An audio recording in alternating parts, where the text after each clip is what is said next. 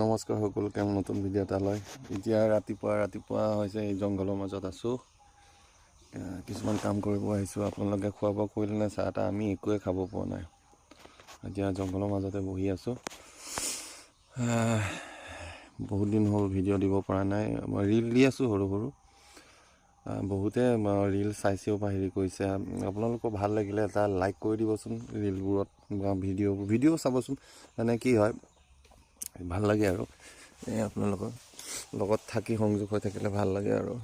এতিয়া ৰাতিপুৱা হৈছে, জংঘলৰ মাজত আছোঁ, দেখিছে চাৰিওদিশে জংঘল জংঘল জংঘল জংঘল জংঘল জংঘল। কিছু আছে আৰু নাই তেনেকৈ একো।